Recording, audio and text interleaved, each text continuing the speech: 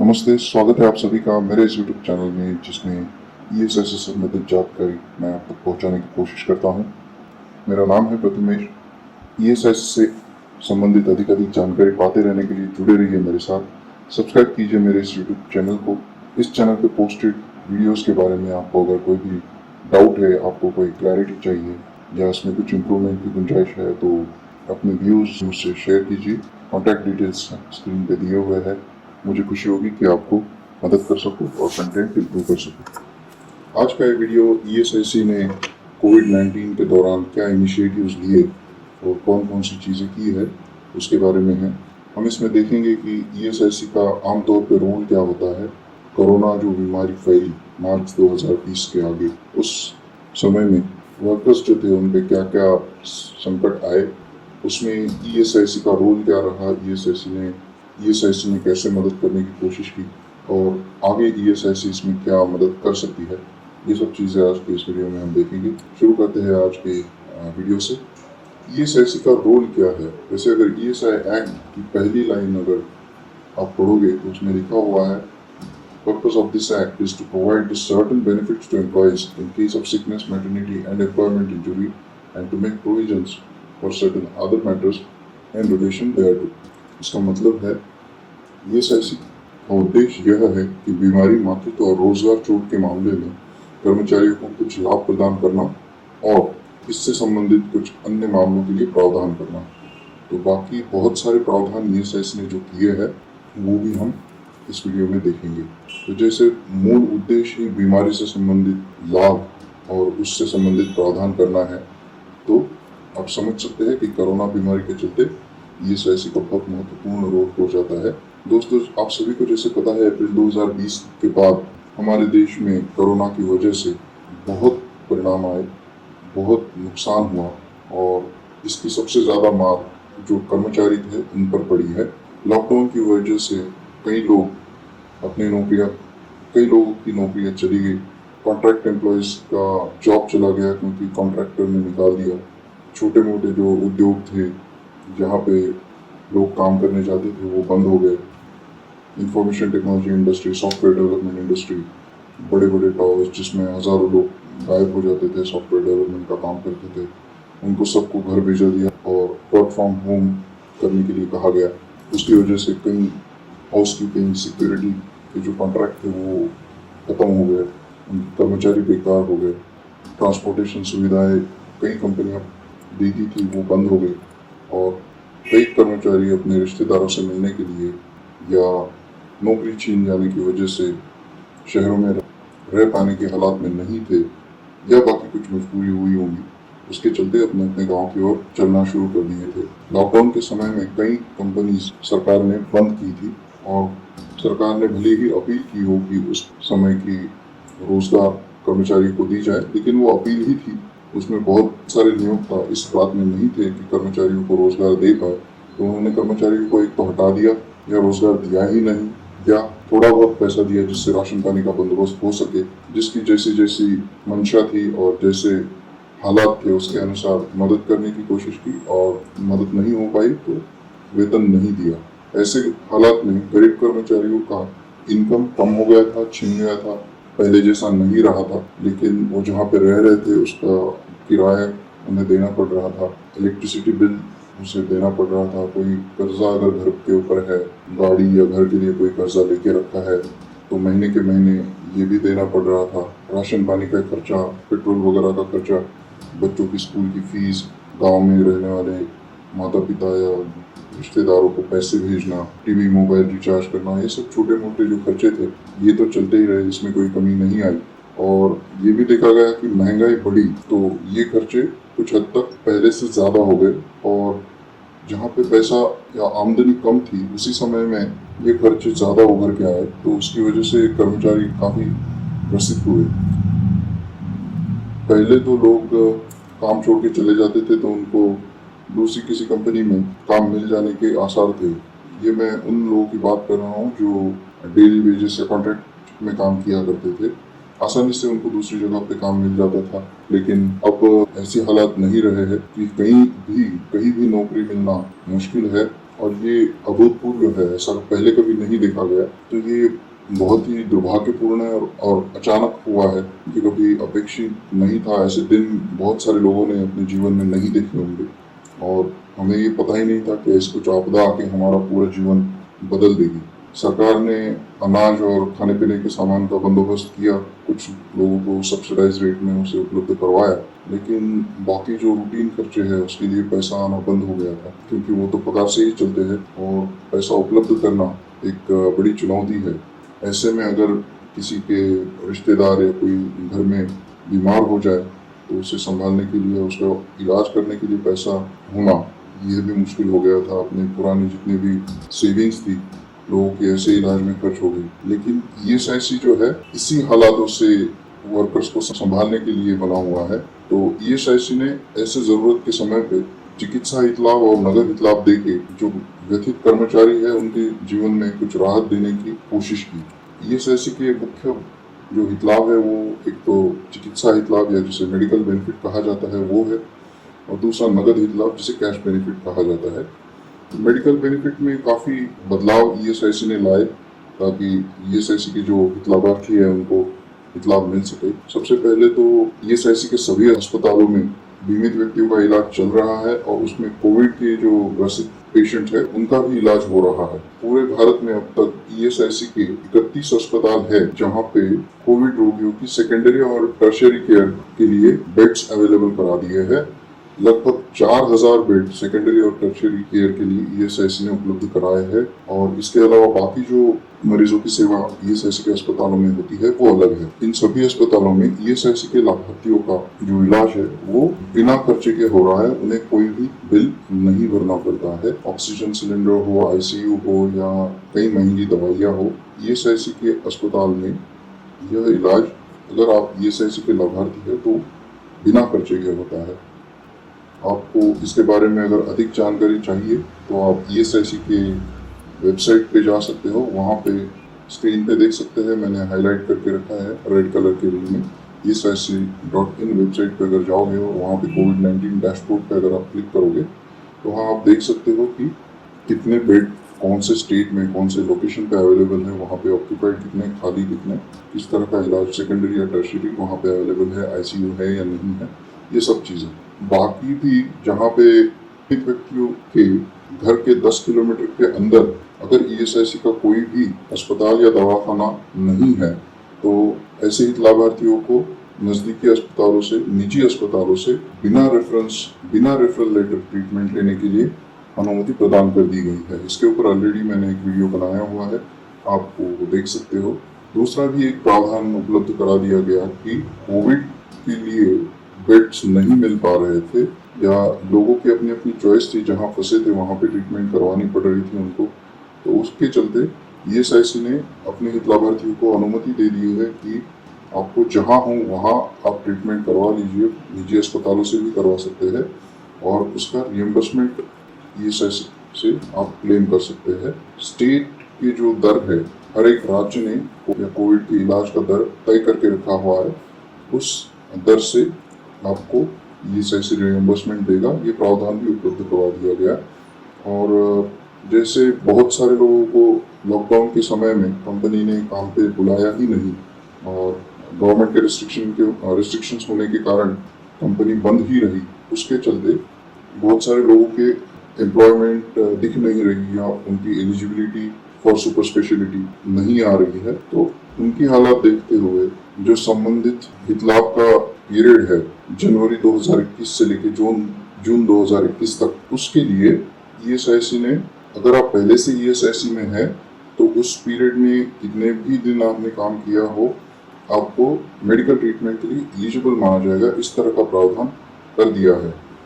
ये मार्च 2021 में एक ये सर्कुलर इशू हुआ है जिसके तहत जनवरी 21 से लेकर जून 21 तक के समय में या हित लाभ के पीरियड में चिकित्सा सुविधाएं लेने के लिए एलिजिबिलिटी कंडीशंस चेक नहीं की जाएगी, यही माना जाएगा कि वो एलिजिबल है।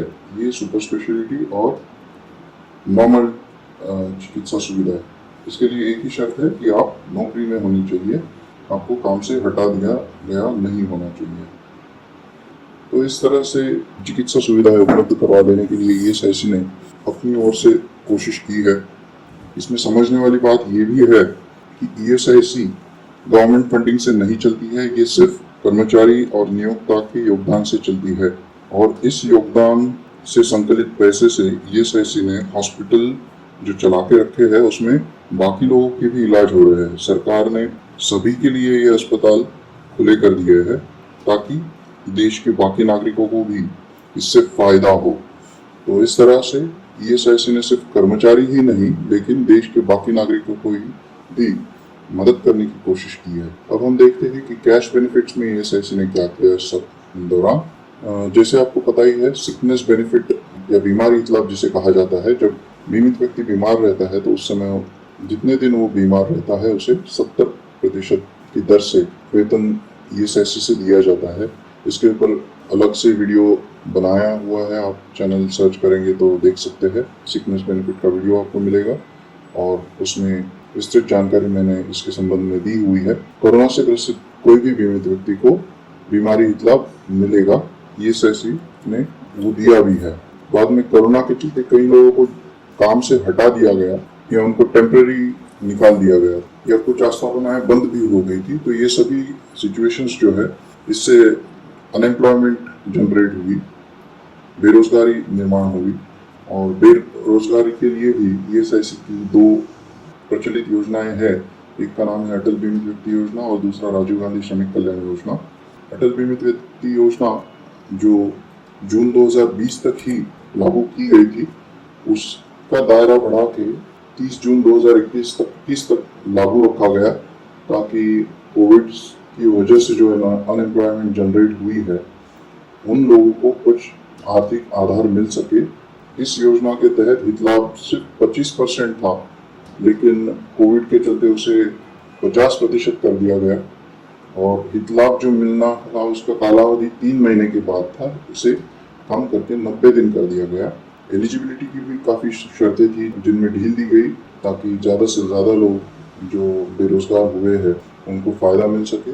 और बहुत सारे लोगों को दिक्कत थी कि वो कोविड के चलते शाखा कार्यालय में नहीं जा पा रहे थे, तो वो अपना दावा ऑनलाइन सबमिट कर सकते हैं, उसको शाखा कार्यालय में जाने की ज़रूरत नहीं पड़ी। ऐसा प्रावधान इसमें कर दिया गया। तो ये बहुत ही अच्छी स्कीम है। इसके तहत ईएसआईसी के पास लगभग 75,000 लोगों के दावे आए और कई सारे दावे ईएसआईसी ने पे किए। इतने लोगों को मदद पहुंची जिनकी नौकरी चली गई थी। आप जो डैशबोर्ड मैंने कहा कोविड-19 का, उसी वेबसाइट पे आप अटल बीमित व्यक्ति योजना की जानकारी भी देख सकते हो। राजीव गांधी श्रमिक कल्याण योजना एक ऐसी ही योजना है जहाँ पे कंपनी इंडस्ट्रियल डिस्प्यूट एक्ट के नियमों के आधार पे पूरी तरह बंद कर दी जाती है या यहाँ पे छटनी कर दी जाती है कर्मचारियों की। तो वो भी स्कीम है, उसके तहत भी कुछ लोगों ने हित लाभ लिया है, लेकिन वह मर्यादित है जहाँ पे कोई उद्यम पूरी तरह बंद हो गया है। इस तरह से नगद हित लाभ और चिकित्सा हित लाभ दोनों में ईएसआईसी ने रिलैक्सेशन दिए है समय समय पे। नियोक्ताओं के लिए भी ईएसआईसी ने अंशदान जमा करने का समय बहुत बार रिवाइज किया ताकि अपने कर्मचारी पर जो योगदान है, कंट्रीब्यूशन है, वो लोग भर सके। और इस बार भी अप्रैल 2021 का कंट्रीब्यूशन 15 मई से पहले देना होता है, लेकिन इसकी भी समय सीमा बढ़ा के 15 जून कर दी गई है। तो इससे भी नियोक्ताओं को सुविधा होगी कि अपने कर्मचारियों का योगदान वो लोग भर सकेंगे। ईएसआईसी ने जिस तरह कंट्रीब्यूशन फाइल करने की डेट्स एक्सटेंड करके दी समय समय पर, उसी तरह ईएसआईसी ने जब इंडस्ट्री शुरू हुई अगस्त सितंबर महीने के आसपास, तो कोविड-19 गाइडलाइंस जारी किए थे जो अपने काम की जगह पे आस्थापनाओं को और कर्मचारियों को फॉलो करनी थी। यह गाइडलाइंस निर्देशक तत्व थे जिसके तहत कर्मचारियों को और नियोजकों को काम करते समय कोविड से सेफ कैसे रहना है उसके बारे में जानकारी दी गई थी। ये सभी लैंग्वेजेस में उपलब्ध करा दिए गए थे ताकि कम से कम लोग कोविड के शिकार हो और उद्योग जगत ठीक से काम कर सके। इसी समय में इलाज करने के बारे में जब अनिश्चितता थी, तो ईएसआईसी के अस्पताल किस दरों पे काम करेंगे या ईएसआईसी के टाइप हॉस्पिटल्स के लिए कोविड ट्रीटमेंट के क्या दर रहेंगे, ये भी निर्देश जुलाई 2020 में ही जारी कर दिए थे ताकि इन अस्पतालों को कोई कंफ्यूजन ना हो कि हमें इसके पैसे मिलेंगे या नहीं मिलेंगे। तो ये भी अनिश्चितता दूर करके इलाज करने में सुविधा करने का काम ईएसआईसी ने किया। सभी ईएसआईसी के अस्पतालों में कोविड-19 की टेस्टिंग फैसिलिटीज पूरी तरह अवेलेबल कर दी गई थी। ये भी अक्टूबर 2020 में ही हुआ था। तो इस तरह से ईएसआईसी का योगदान हमेशा की तरह कर्मचारियों के जीवन में रहा है और ऐसे ही दिन होते हैं जहाँ पे पता चलता है कि सरकार की ये योजनाएं क्यों है, इनका क्या महत्व है। आगे भी ईएसआईसी से अपेक्षाएं है। जैसे मैंने पहले कहा कि ईएसआईसी अस्पताल बाकी लोगों के लिए भी खुले कर दिए, लेकिन ये कर्मचारी और नियोक्ताओं का पैसा है, तो यहाँ पे बाकी लोगों को अनुमति ना देते हुए सिर्फ और सिर्फ ईएसआईसी के हित लाभार्थियों का ही इलाज हो। दूसरा, वैक्सीनेशन का पूरे देश में बहुत प्रॉब्लम हो रहा है, तो ईएसआईसी अगर अपने आप वैक्सीन प्रोक्योर करके अपने सभी लाभार्थी और उनके परिवारजनों को दे देती है, तो इससे पूरी इंडस्ट्री को फायदा होगा। जो भी नियोजकों का और कर्मचारियों का पैसा है, उसके बदले उनको वैक्सीनेट कर दिया गया, तो इंडस्ट्री नॉर्मल रूप से चलने में आसानी हो जाएगी। कोई कोविड से बीमार नहीं पड़ेगा या लॉकडाउन करने की जरूरत नहीं आएगी या वायरस फैलेगा नहीं तो लोग बीमार नहीं पड़ेंगे और ये प्रिवेंटिव केयर का बहुत बड़ा एग्जाम्पल सेट होगा। ये भी एक ईएसआईसी कर सकती है। ईएसआईसी के जो फंड्स, मैन पावर और इंफ्रास्ट्रक्चर है, वो बाकी लोगों के लिए ना यूटिलाइज करते हुए सिर्फ ईएसआईसी के हित लाभार्थियों के लिए इस्तेमाल हो, ताकि हित लाभार्थियों को यहाँ वहाँ बेड्स ढूंढने की या मेडिसिन ढूंढने की नौबत ना आए। ईएसआईसी के हित लाभार्थियों का सामान दूसरी जगह इस्तेमाल हो रहा है और कुछ ईएसआईसी के हित लाभार्थी यहाँ वहाँ दवाइयाँ या बेड्स ढूंढते घूम रहे हैं, तो ये एक तरह से अन्याय है ईएसआईसी के लाभार्थी पर। ये नहीं होना चाहिए। तो अपेक्षा है कि ये सुविधाएं सिर्फ कर्मचारी, नियोक्ता, उनके लिए उपलब्ध हो और उन्हीं को इन इंस्टीट्यूशंस में इलाज मिले, उन्हीं पे ये मैन पावर यूटिलाइज हो। कोविड का इम्पैक्ट आगे भी 1-2 साल रहेगा। लोगों को नौकरियां नहीं मिलेंगी, नॉर्मल से आते आते समय लगेगा, अनएम्प्लॉयमेंट ख़त्म होने में समय लगेगा। तो आगे 2-3 साल हमारे बहुत मुश्किल से कटने वाले हैं। तो ईएसआईसी ये तय कर सकती है कि कम से कम कर्मचारियों के वेतन से कटौती ना करे। जैसे आपको पता है कि नियोक्ता और कर्मचारी दोनों से ईएसआईसी अंशदान लेती है, तो इस मुश्किल समय में कर्मचारी जो पहले ही कम वेतन पाते हैं या जो पहले ही मुश्किल दौर से गुजर रहे हैं, उनसे कोई कंट्रीब्यूशन ना लिया जाए अगले 2 या 3 साल तक, ताकि जो भी उनका पैसा बचता है उनके पास रहे।